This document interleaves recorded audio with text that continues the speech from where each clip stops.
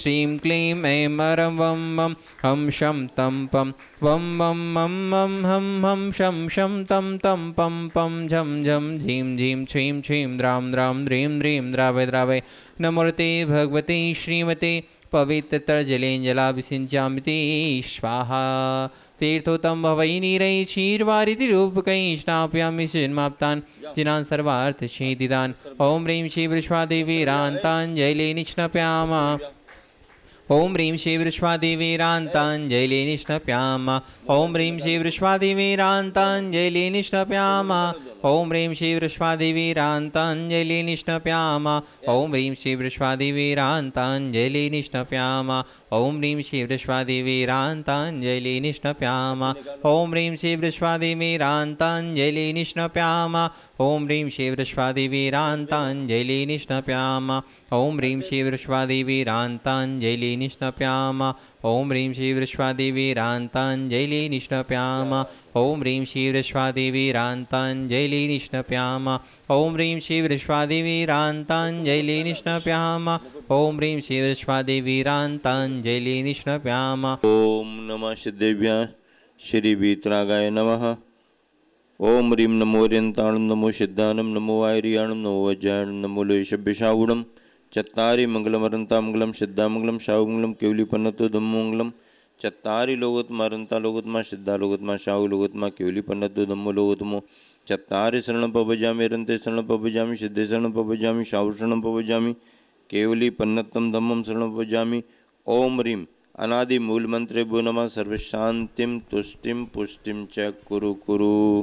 ओम नमो हरते भगवते श्रीमते श्रीमत्पार्श्वी शंकराय द्वादश प्रविष्टिताय शुक्लध्यान पवित्राय सर्वज्ञाय स्वयं सिद्धाय बुद्धाय परमात्मने परम सुखाय त्रैलोकमयी व्याप्तानंद संसार चक परिमर्दनाय अनंत ज्ञान दर्शन भी सुखास्पदाय त्रिलोकशंकराय सत्य ज्ञान सत्य ब्रह्मणे धरणंद फणामंडल मंडिताय ऋष्यारिका श्रावक श्राविका पुरुष चतुर्संगोपसर्व विनाशनाय घाति कर्म नाशनाय घाति कर्म नाशनाय अब्बादम अस्माकम मृत्युम अतिकामम रतिकामम क्रोधम पापम बहिरम च अग्निवायुभयम सर्वशत्रु विघ्नम सर्वोपसर्गम सर्वोपसर्गम सर्वविघ्नम सर्वराजभयम सर्वचौरदुष्टभयम सर्वमृगभयम सर्वमात्मक भयम सर्वपरमंत्रम सर्वशूलरोगम कुक्षिरोगम अक्षिरोगम सरोरोगम जरोगम च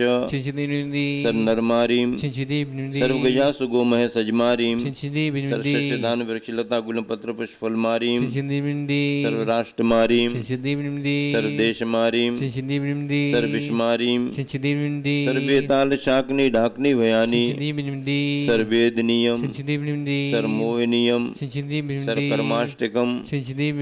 ओम सुदर्शन महाराज चक्रवृक्षम तेजोबल सौरवीर शांतिम सर्वजीवानंदनम जनानंदनम भव्यानंदनम गोकुलानंदनम सर्वराजानंदनम सर्वयजमानानंदनम सर्वम दुःखम अनंत पच पच कुट कुट शीघ्रम शीघ्रम यस्सुखम त्रिलोकेषु व्याधि व्यसन वर्जितम अव्यम क्षेम आरोग्यम स्वस्तिरस्तु विधीयते श्री शांतिरस्तु सदास्तु पुष्टिरस्तु सदास्तु पुष्टिरस्तु सदास्तु समृद्धिरस्तु सदास्तु। श्री चंद्रप्रभु दिगंबर जैन मंदिर गुणायतन में शांति धारा संपन्न हो रही है। शांति धारा का उद्देश्य है विश्व में शांति हो, सभी जीव सुखी रहें, स्वस्थ रहें। गुरुवर आचार्य श्री विद्यासागर जी का स्मरण करते हुए हम सब यही भावना भाते हैं। इसी तरह जिन धर्म जिन शासन की प्रभावना निरंतर बढ़ती रहे। गुरुवर आचार्य विद्यासागर जी महाराज का स्मरण करते हुए हम सब यही भावना भाते हैं कि इसी तरह जिन धर्म जिन शासन की प्रभावना निरंतर बढ़ती रहे।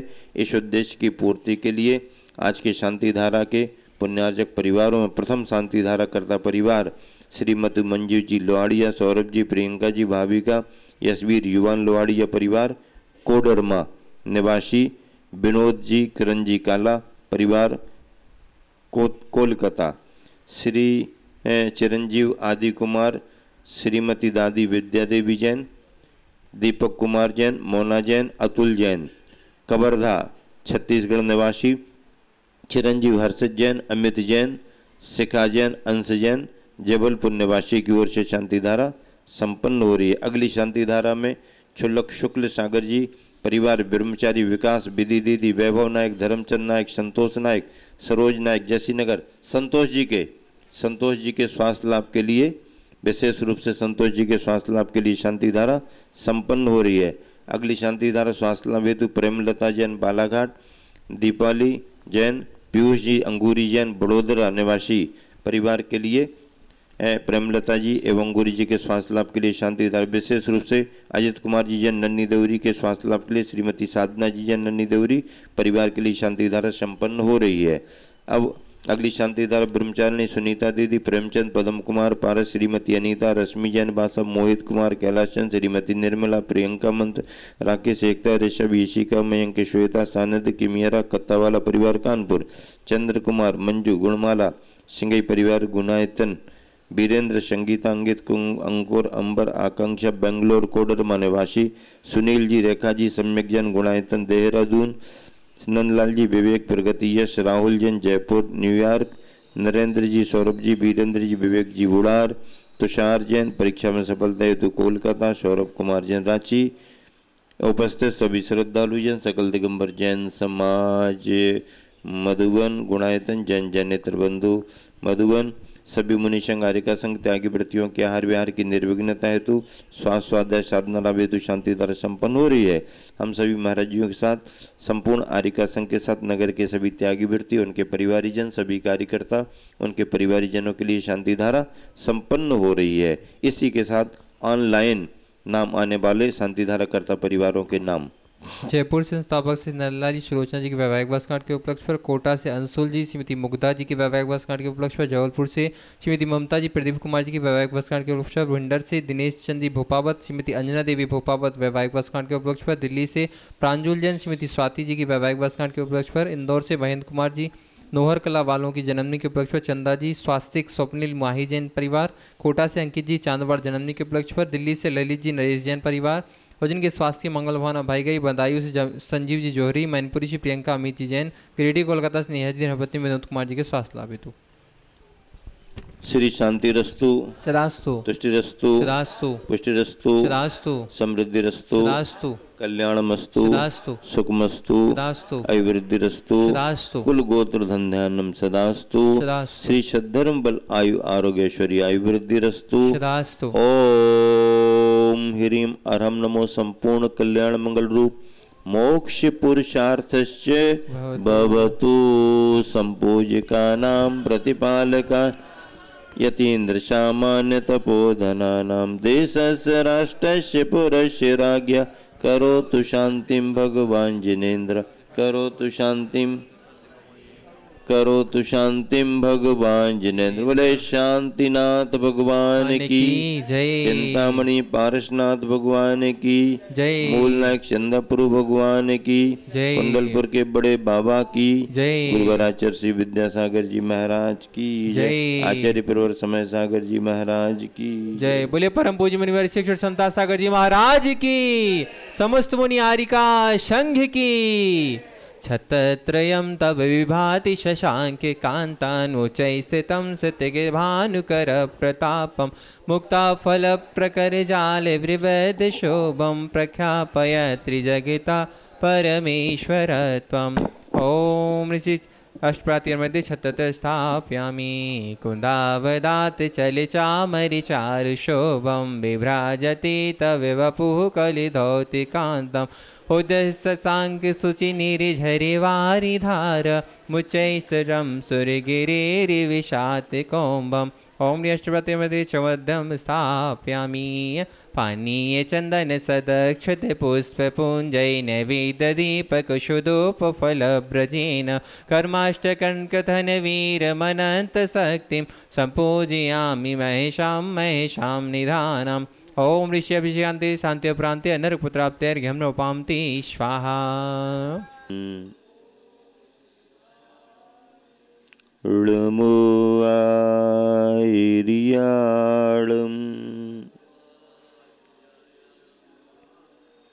ळमो बच्छायाळं ळमो लोये सौसाकूडं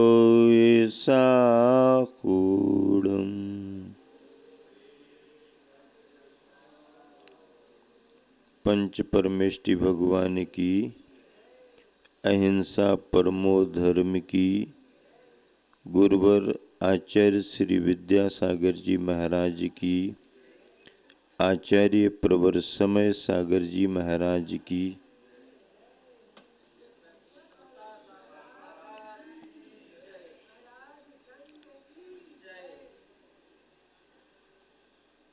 जैन परंपरा में वर्णित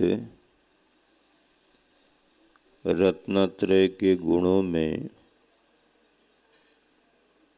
जिस ज्ञान और उसके पहले सम्यक दर्शन की चर्चा चल रही है, ये दोनों गुण ऐसे गुण हैं जो अलग अलग नहीं रहते हैं।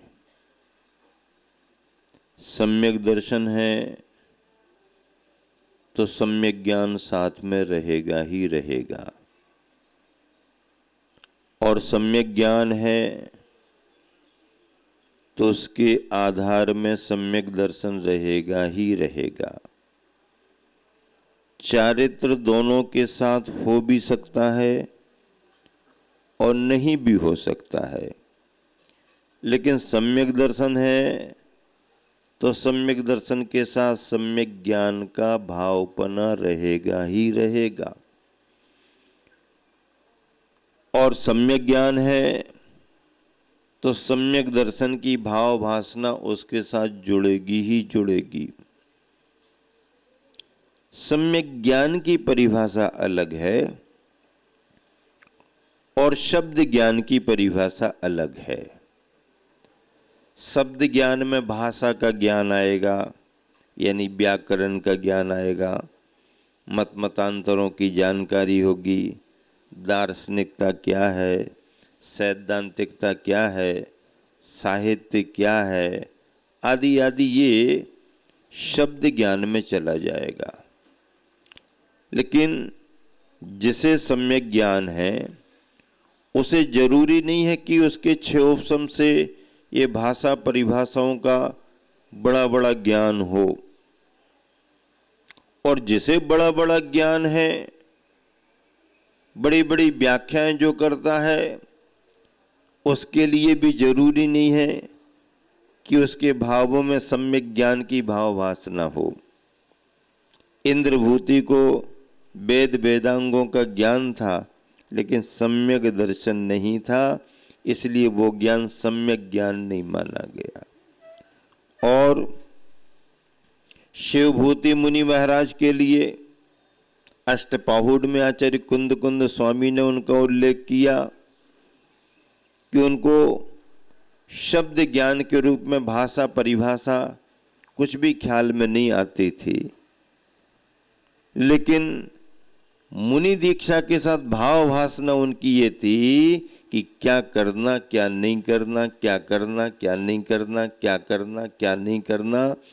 केवल इस भाव भासना से सम्यक ज्ञान को प्राप्त करते हुए भेद विज्ञान के बल पर उन्होंने केवल ज्ञान को प्राप्त कर लिया, केवल ज्ञान को प्राप्त कर लिया और निर्वाण को प्राप्त कर लिया। तो सम्यक ज्ञान का महत्व है, और ऐसा सम्यक ज्ञान जब भव्यात्मा को प्राप्त होता है तो कहा जाता है ज्ञानेन पुंसाम सकलार्थ सिद्धि। ज्ञान के माध्यम से ये पुरुष, ये जीव, ये भव्यात्मा संपूर्ण अर्थों की सकलार्थ, सकल अर्थ, सकल अर्थ का मतलब संपूर्ण प्रयोजन, अपने संपूर्ण अभिप्रायों की सिद्धि कर लेता है, उनको प्राप्त कर लेता है। किससे? किससे? ज्ञान के बल पर। ज्ञानेन पुंसाम सकलार्थ सिद्धि। इस ज्ञान के बल से ये भव्यात्मा संसार के सारे प्रयोजनों को साध लेता है, सारे प्रयोजनों की पूर्ति कर लेता है। ज्ञान की महिमा है। और वह ज्ञान जब अंतर्मुखी होकर के भेद विज्ञान बनता है फिर तो कहना ही क्या है। और ये ज्ञान जो है वो हमारी आत्मा का गुण है। ग्रंथ उस गुण को प्रकट करने में कारण बनते हैं। ग्रंथों में लिखी गई बातें जब हम पढ़ते हैं और समझते हैं तो करंट कहाँ उठता है? ग्रंथ में उठता है करंट। ग्रंथ को खोल लिया, ग्रंथ में जरा एनर्जी आने लगी, 10-20 पेज पढ़ लिए, ग्रंथ को करंट मिल गया। नहीं, पहले ग्रंथ मुरझाया था, हमने उसको पढ़ना शुरू किया तो चार्ज हो गया। नहीं, वो तो जैसा है वैसा ही है। ग्रंथ को खोल करके जब हम पढ़ते हैं तो पढ़ते पढ़ते जो हमारे परिणाम बनते हैं, जो हमारे मन में विशुद्धता आती है, उससे ऊर्जा कहाँ मिलती है? खुराक कहाँ मिलती है? अंदर खुराक मिलती है। शरीर को आप दिन भर देते रहो, खिलाते रहो, और अगर विचारों में कोई आपकी ऊर्जा नहीं है तो शरीर शिथिल शिथिल रहेगा, कोई ताकत सी ही नहीं ऐसा लगेगा। जबकि दिन भर आप इसको खिला रहे हो, सुविधाएं दे रहे हो, लेकिन विचार शून्यता के कारण शरीर शिथिलता में रहेगा। और अगर कहीं किसी के लिए अच्छे अच्छे विचार मिल रहे हैं, सुनने से, पढ़ने से, विचार विचार विचार विचार, तो उन विचारों से जो अंदर तुम्हारे एनर्जी आती है, ऊर्जा आती है, फिर अगर भोजन ना भी मिले तो भी ये शरीर तरोताजा बना रहता है। संलेखना के उन समयों में जब आहार पहले छूट गया, धीरे धीरे पानी लिक्विड पर आ गए, फिर लिक्विड में भी इस प्रकार का ये छूट गया, उस प्रकार का ये छूट गया, इस प्रकार का ये छूट गया, सब छोड़ते छोड़ते और फिर आखिरी में क्या बचता है? पानी का भी त्याग करा दिया जाता है। और जब पानी का त्याग करा दिया जाता है तो फिर क्या होता है? तो आचार्य महाराज कहते हैं, समंत भद्र महाराज जी रत्नकरंडक में कहते हैं, पंच नमस्कार मना त्यनुम त्यजेत सर्व यत्नेन। पंच नमस्कार का स्मरण करते हुए अपने शरीर को छोड़ें। संलेखना का उपाय। जिनेंद्र वर्णी एक बहुत बड़े विद्वान हुए हैं, साधक भी रहे हैं। उन्होंने जैनेन्द्र सिद्धांत कोश की जो विपुल संपदा दिगंबर जैन समाज को सौंपी है, बहुत बड़ा उपकार है उनका जैन समाज के लिए। उन्होंने अपने मन से कुछ नहीं लिखा, सब ग्रंथों से निकाला, सब ग्रंथों से निकाला, लेकिन निकाल करके उसे संयोजना करना, ग्रंथ रूप देना, उसकी प्रेस कॉपी तैयार होना, कंपोज होना, प्रूफ रीडिंग होना कितना कठिन होता है। उन्हें बहुत सारी सामग्री उनके पिताजी से मिली थी। उनके पिता वकील थे, उस समय के, पुराने समय के बहुत बड़े वकील थे, एडवोकेट थे, जय भगवान उनका नाम था। तो वो स्वाध्याय करते थे, करते करते जो भी परिभाषाएं मिलती वो पर्चियां बना बना करके और जमा करते जाते थे अलग अलग। प्रारंभिक सामग्री उनको उनसे मिली, पिताजी से मिली, विरासत में मिली। फिर इनकी भी रुचि बढ़ी। ये उस समय के इलेक्ट्रिकल में इंजीनियर थे जिनेंद्र वर्णी, उस समय पुराने समय में, लेकिन सर्विस में आगे नहीं बढ़े, स्वाध्याय में मन लग गया।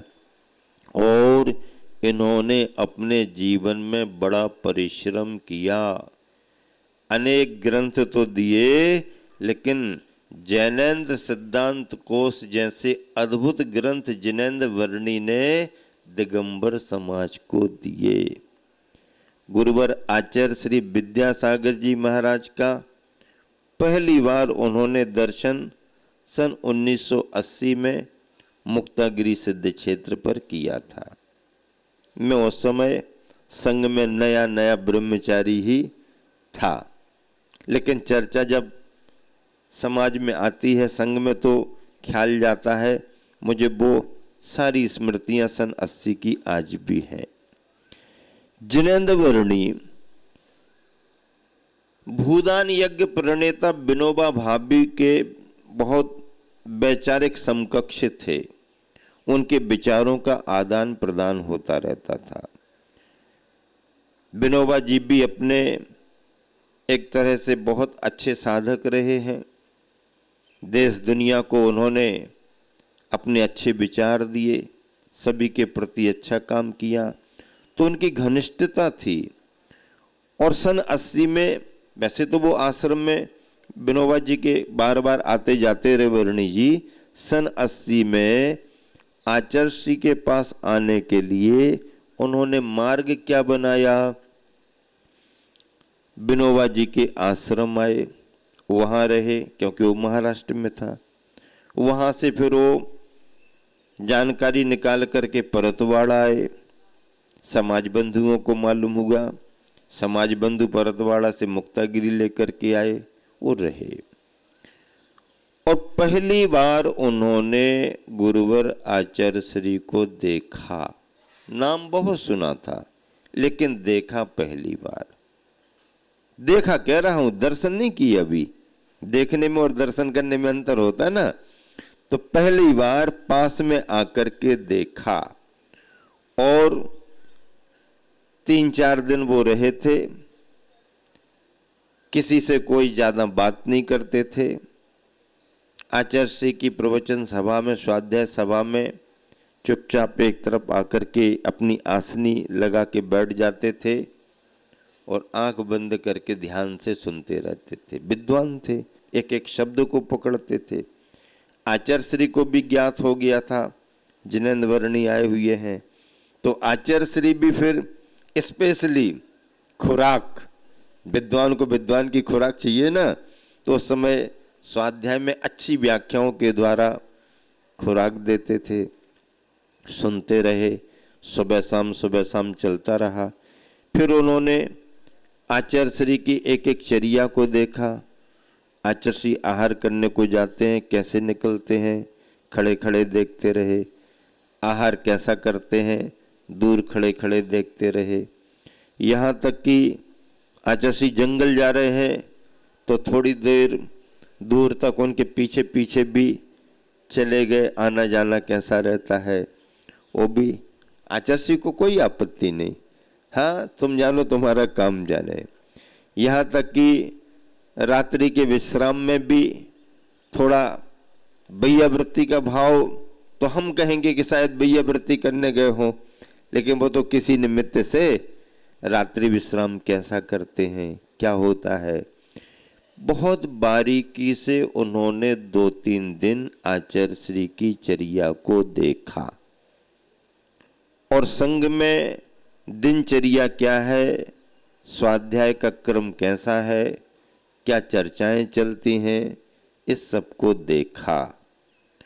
और जब उनके मन को संतुष्टि मिल गई और लगा कि वाकई में मैं सही जगह आया हूँ, अच्छी जगह आया हूँ, तो फिर एक दिन जब उनके जाने का हुआ तो उन्होंने आचार्य श्री को निवेदन किया कि मैं भी कुछ बोलना चाहता हूँ। अभी तक तो मैं आपकी सुनता रहा, मुझे भी कुछ विचार प्रकट करने हैं। आचार्य श्री ने अवसर दिया। मुझे वो मुद्रा और वो शब्द आज भी याद हैं, कानों में गूंजते हैं। उन्होंने ये शब्द कहे, बोले तो वो और आगे पीछे थे, लेकिन जो शब्द पकड़ लिए मैंने, उन्होंने कहा कि ये जिनेंद्र वर्णी ज्ञान के अहंकार से ग्रसित होकर के अपने आप को सबसे बड़ा मानता था। ये जिनेंद्र वर्णी ज्ञान के अहंकार से ग्रसित होकर के अपने आप को सबसे बड़ा मानता था।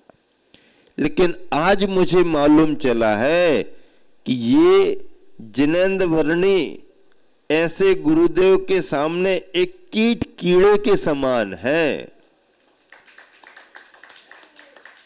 और उन्होंने फिर कहा कि मेरा शरीर रुग्ण है, पर मुझे संलेखना करनी है। और इस रुग्ण शरीर के साथ मैं कई डॉक्टरों के पास, कई वैद्यों के पास गया, लेकिन जितना आराम चाहिए था उतना नहीं मिला। अब मैं भले ही विलंब से आया, भले ही आखिरी में आया, लेकिन अच्छे और सही वैद्य डॉक्टर के पास आ गया हूं। हाँ, भले ही मैं विलंब से आया, लेकिन मैं सही वैद्य के पास आ गया हूं। और अब निवेदन है कि आप मेरी संलेखना संपन्न कराएं और मैं आज से ही आपको गुरु के रूप में स्वीकार करता हूं। गुरु के रूप में स्वीकार करता हूं। गुरु के रूप में स्वीकार किया। और आचार्य श्री ने भी बड़े स्नेह भाव से उन्हें आश्वस्त किया, अगर तुम वाकई में संलेखना करना चाहते हो और अपनी ज्ञान आराधना को सार्थक सफल बनाना चाहते हो, तो मैं जैसा कहूँगा वैसा आपको करना पड़ेगा। सन 80 से लेके 83 तक वो आचार्य श्री के मार्गदर्शन में रहे। आचार्य श्री ने उन्हें स्थान दिए और उनके योग्य सेवा करने वाले चिकित्सक, वैद्य, बैयावर्ती करने वाले श्रावकों को भी नियुक्त किया और फिर उनकी हर गतिविधि पर ध्यान रखते थे, बराबर पूरा सहयोग किया।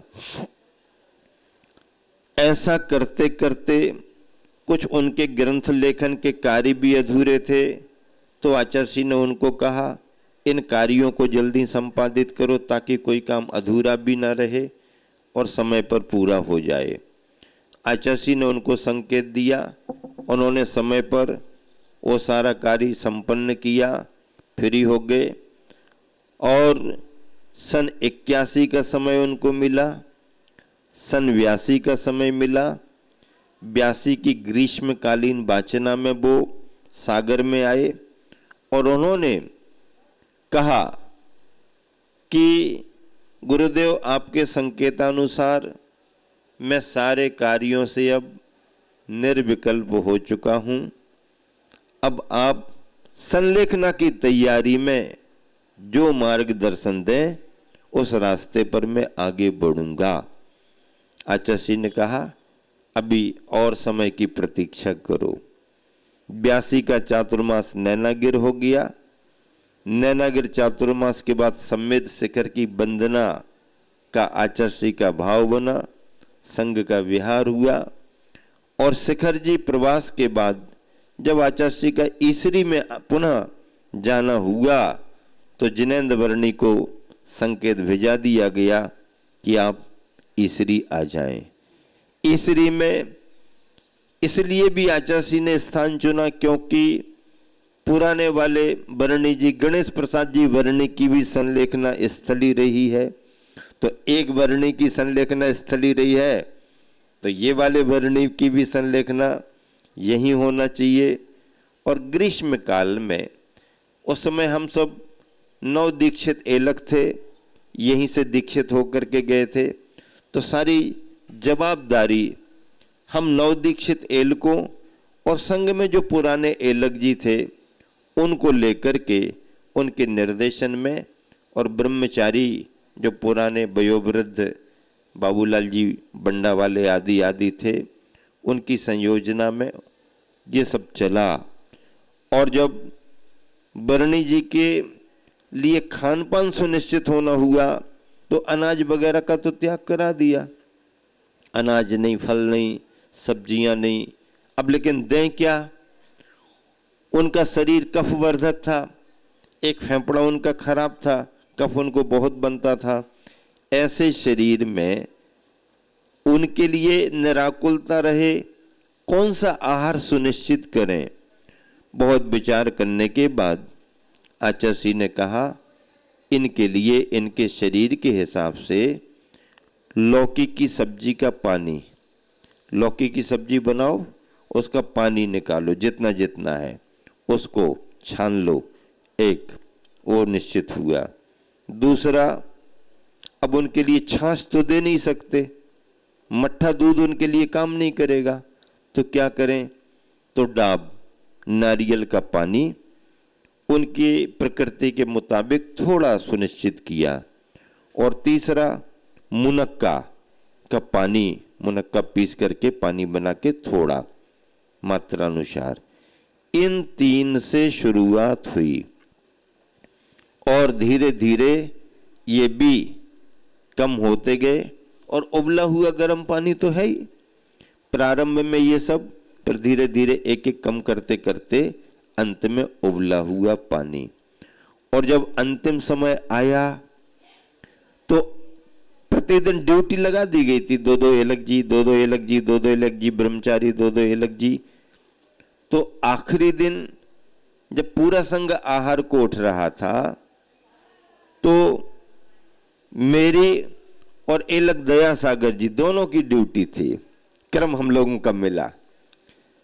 सब महाराज जी आहार को उठ गए, आचार्य उठ गए, हम दोनों एलक ईसरी मंदिर के नीचे जो तलघर है ना, वहां पर उनको रखते थे, क्योंकि गर्मी पड़ती थी ना।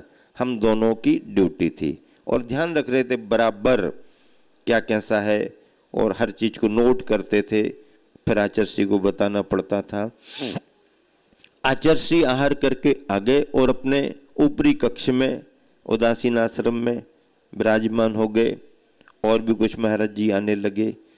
तो जैसे ही कुछ महाराज जी आए तो आचार्य ने खबर भेजी कि 2 एलक जी जो पहले से है ना, उनको आहार के लिए निकालो और दूसरे महाराज जी जाकर के बैठो। और कोई महाराज जी आके बैठे और हम दोनों आहार को निकले। संयोग क्या बना, मंदिर से निकलते हैं तो वहाँ आम के झाड़ तो लगे हैं, तो मैं पहले निकला, निकल करके सीधा बाबूलाल जी पंडित जी बंडा वालों के हमारा पड़गहन हो गया। और दया सागर जी निकले तो आम के पेड़ पर से कोई पक्षी का पंख थोड़ा गिरा, तो वो स्पर्श उनको हो गया, तो वो तो अंतराय करके वापस आ गए। उनका अंतराय हुआ, वो वापस आ गए और हम गए तो हमारे चर्या शुरू हुई। थोड़ा ही आहार हुआ हमारा और एकदम कोई एक ब्रह्मचारी दौड़ा दौड़ा आया पंडित जी को सूचना दे, क्योंकि पंडित जी तो मुखिया थे पर वो चौकी में थे। पंडित जी पंडित जी पंडित जी पंडित जी, पंडित जी की तो संलेखना होने लगी, संलेखना होने लगी। तो जैसे पंडित जी ने सुना, मैंने भी सुना तो जल्दी पानी वानी लेकर के फट से पंडित जी और हम दोनों आए। तब तक आचार्य श्री और पूरा संघ उपस्थित हो गया। आचार्य श्री और पूरा संघ उपस्थित हो गया। लगभग ये 11:15 बजे की बात, और संपूर्ण संघ की उपस्थिति में जिनेंद्र वर्णी चैतन्य अवस्था में आचार्य श्री नमोकार सुना रहे हैं। सभी महाराज जी आजू बाजू में बैठे और उन क्षणों में सब एकदम समाज को भी पता पड़ गया, तो सब लोग आके, वो तलघर में तो कोई नहीं, सब बाहर खड़े रहे। इतनी जागृति और चेतना आचार्य श्री के संबोधन के साथ उन्होंने अंतिम सांस ली। उनकी संलेखना के समय उनके परिचित बड़े बड़े जैन विद्वान, बड़े बड़े जैनेतर विद्वान भी आए, क्योंकि वो ज्ञान के क्षेत्र में सब तरफ रहे, प्रभावना थी, सभी आए। और ऐसा क्रम उनकी संलेखना का बना। अंत में सब छोड़ना पड़ता है। वो तो छुल्लक जी थे तो वो भी सब अलग कर दिया, चलो सब अच्छा से चलो चलो चलो जल्दी जल्दी संलेखना, सब होना, कुछ नहीं।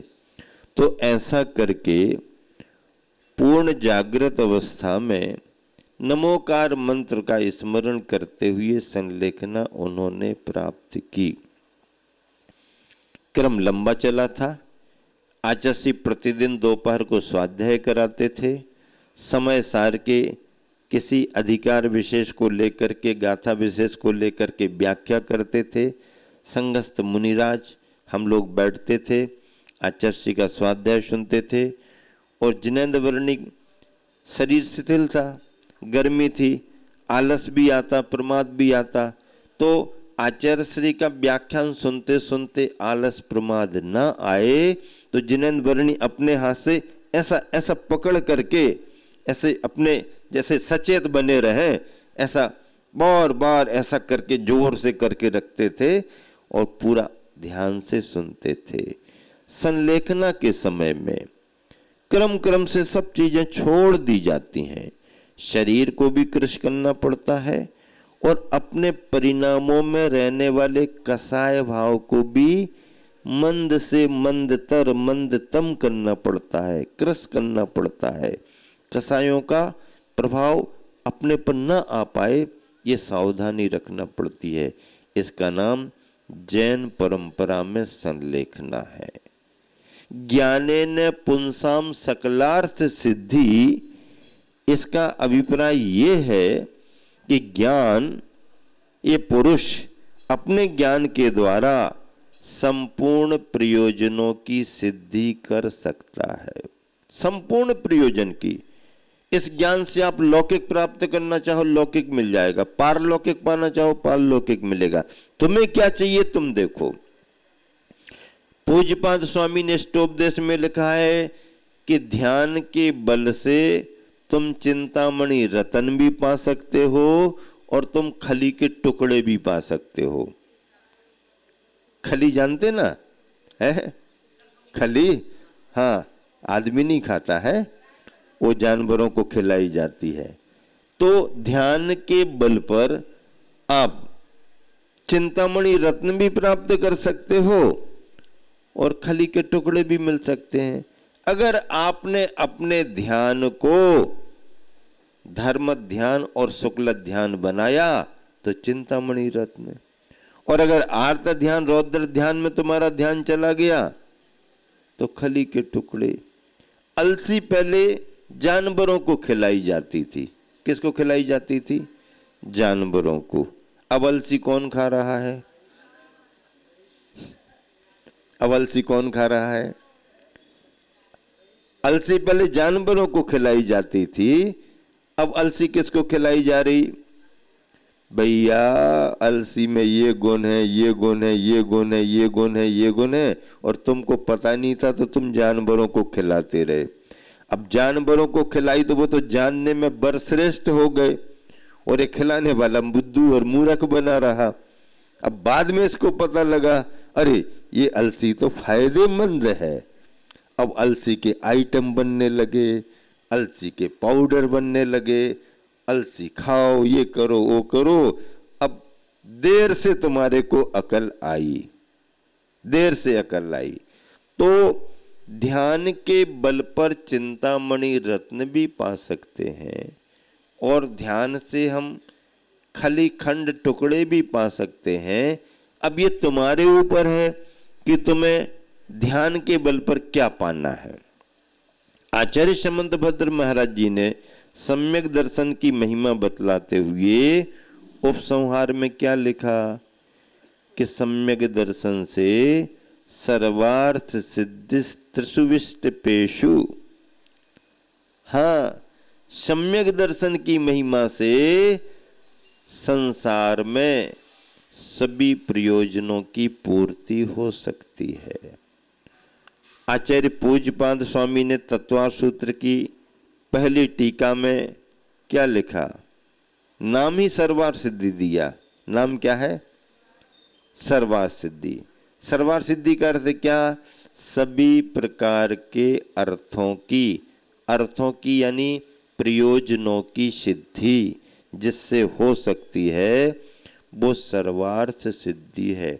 आचार्य पूज्यपाद स्वामी मुनि बनने के पहले अपने जीवन काल में एक बहुत बड़े वैद्य थे, बहुत बड़े वैद्य थे और बहुत बड़े विद्वान भी थे। जैनत्व से कैसे प्रभावित हो गए उसकी भी एक घटना है। वो बगीचे में एक दिन घूम रहे थे और उन्होंने देखा कि सांप ने मेंढक को पकड़ लिया और देखते ही देखते उस सर्प ने मेंढक को निगल लिया। इस दृश्य को देख करके उनके मन में वैराग्य का भाव आया। अरे ये संसार विनश्वर है, कोई भरोसा नहीं। देखते देखते घूमने वाला, फिरने वाला, चलने वाला, जीने वाला मेंढक कैसे चला गया, मरण को प्राप्त हो गया, कोई भरोसा नहीं। उनके मन में वैराग्य का भाव आया। देखो, वैराग्य के भाव के लिए जैन होना अजैन होना कोई जरूरी नहीं, देसी होना विदेशी होना कोई जरूरी नहीं, आदमी इंसान होना पशु पक्षी होना कोई जरूरी नहीं। पशु पक्षी को भी कोई घटना विशेष से वैराग्य हो सकता है। क्यों? इष्ट वियोग अनिष्ट संयोग उनके साथ भी है, इष्ट वियोग अनिष्ट संयोग तुम्हारे साथ भी है। अब अगर तुम्हारे लिए इष्ट का वियोग हो गया तो भले ही थोड़ी देर को, पर विरक्ति का भाव तो आएगा या आकुलता विशेष आएगी। अनिष्ट संयोग हो गया, अरे यार जिससे बचना चाह रहे थे वही हमारे भाग में आ गया, अब इससे बचने का उपाय क्या? इष्ट वियोग अनिष्ट संयोग सभी प्राणियों के साथ लगे हैं। इसमें रागद्वेष भी कर सकता है व्यक्ति और परमार्थ भाव को भी साध सकता है व्यक्ति। तो पूज्यपाद स्वामी के लिए वैराग्य का कारण सर्प के द्वारा मेंढक को निगला जाना बन गया। अब वैराग्य का भाव आ गया तो ये परमार्थ का सच्चा मार्ग कहाँ मिलेगा? तो किसी दिगंबर मुनि से उनका परिचय हुआ और परिचय होने पर फिर उन्होंने निर्ग्रंथ मुनि दीक्षा ली, बड़े विद्वान बने, आचार्य बने और उन्होंने सर्वार्थ सिद्धि जैसा महान ग्रंथ, इष्टोपदेश समाधि तंत्र जैसे महान ग्रंथ लिखे। पूज्यपाद स्वामी ये वैद्य थे तो इन्होंने एक वैद्य का ग्रंथ भी लिखा, आयुर्वेद का ग्रंथ लिखा।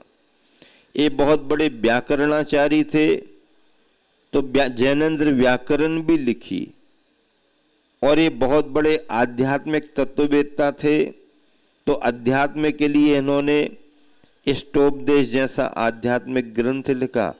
आचार्य श्री हमारे गुरुवर इष्टोपदेश ग्रंथ को लघु समय सार कहते थे। क्या कहते थे? लघु समय सार।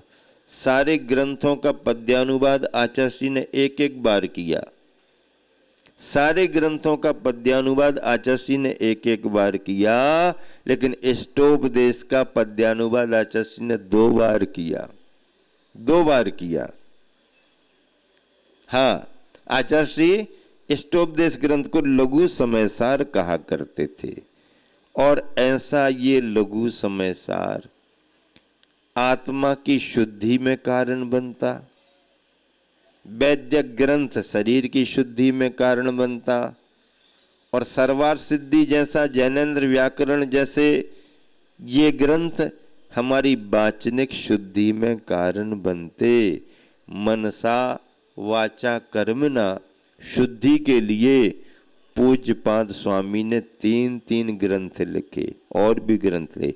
पूज्यपाद इनका मूल नाम नहीं था, मूल नाम तो इनका देवनंदी था।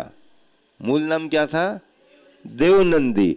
लेकिन इनको अपने जीवन में ऐसी पाद लेप रिद्धि विद्या प्राप्त हो गई थी कि अगर वो पैरों में थोड़ा सा वो अपने तरीके का कुछ लगा लें अपनी विद्या के बल पर या अपने आयुर्वेद की सिद्धि के बल पर, तो वो आकाश मार्ग से जैसे तुम्हारा प्लेन जा रहा हो ना, ऐसे जाने की क्षमता रखते थे। देवों ने आकर के इस तपस्या के कारण, इस तपोबल के कारण देवों ने आकर के जिनके पैरों की, चरणों की पूजा की, वो आचार्य पूज्यपाद। भक्ति पाठ भी उन्होंने लिखा। संस्कृत की भक्तियां जितनी हैं वो सब पूज्यपाद स्वामी की लिखी हैं, और प्राकृत की जितनी भक्तियां हैं वो सब आचार्य कुंद कुंद स्वामी की लिखी हुई हैं। तो इस तरह से ज्ञान की महिमा आप समझ रहे हो, और इसलिए मैं बार बार कहा करता हूं कि ज्ञान समान न आन जगत में सुख को कारण। ज्ञान हमारे लिए सुख का कारण बनता है, लेकिन ज्ञान हमारा नियंत्रित होना चाहिए, ज्ञान हमारा संयमित होना चाहिए। अकेले ज्ञान की महिमा नहीं है, संयमित ज्ञान की महिमा है। पानी सभी के लिए उपकारक हो जाता है, पर कब? जब नदी का प्रवाह दोनों किनारों से नियंत्रित रहे, नदी का बहाव दोनों किनारों से बंधा रहे, तो पानी फिर बहेगा और सभी के काम आएगा। और अगर किनारे टूट गए और पानी का बहाव ज्यादा आ गया और आबादी वाले भाग में पानी चला गया, बस्तियों में चला गया, तो पानी सबको बर्बाद कर देता है। अनियंत्रित ज्ञान विभीषिका फैला देता है, संयमित ज्ञान कल्याणकारी होता है। इसलिए नीतिकार कहते हैं, क्या कहते हैं? विद्या विवादाय धनम मदाय शक्ति परेशान परपीडनाय खलस्य साधु विपरीत मेतद ज्ञानाय दानाय च रक्षणाय। विद्या अगर दुर्जन के पास हो तो विवाद करता है, धन अगर दुर्जन के पास हो तो अहंकार करता है, दूसरों को नीचा दिखाता है, शक्ति अगर दुर्जन के पास हो तो दूसरों को परेशान करता है, दुर्जन के पास है तो उससे बिगाड़ ही बिगाड़ है। धन दुर्जन के पास हो कोई लाभ नहीं, विद्या दुर्जन के पास हो कोई लाभ नहीं, शक्ति दुर्जन के पास हो कोई लाभ नहीं। लेकिन यही तीनों शक्तियां अगर साधु यानी सज्जन के पास हो तो फिर वह क्या करेगा? विद्या के रूप में, ज्ञान के रूप में ज्ञानाय, ज्ञान की प्रभावना बढ़ाएगा, और धन है तो दान की प्रभावना बढ़ाएगा, और शक्ति है तो दूसरों की रक्षा करने का काम करेगा। इसलिए चाहे ज्ञान थोड़ा हो और चाहे ज्ञान ज्यादा हो, थोड़े और ज्यादा से फर्क नहीं पड़ता। ज्ञान संयमित हो, संस्कारित हो, सम्यक दर्शन के भावों से जुड़ा हो, बस वही ज्ञान हमारे लिए सुख का कारण है। आप सभी खूब आनंद के साथ प्रातःकालीन बेला में फुल एनर्जी, पूरा डोज दिन भर का खूब आराम से ले रहे हो, और हम भी इस सम्मेद शिखर की तलहटी में बैठ करके पर्वतराज की और आप सबकी पात्रता को देख के, आप सबकी भावना को देख करके, आप सबके पुण्य को देख करके, आप सबके पुण्य से प्रभावित होकर के, प्रेरित होकर के आपको ज्ञान का लाभ दे रहे हैं। महावीर भगवान की जय। जावानी के ज्ञान ते सूझे लोकालोक, सोवानी मस्तक धरो सदा दे थोंदो। जय जिनवानी भारती तो जपो दिन रैन, जो तेरो शरणा गए सो पावे सुख चैन।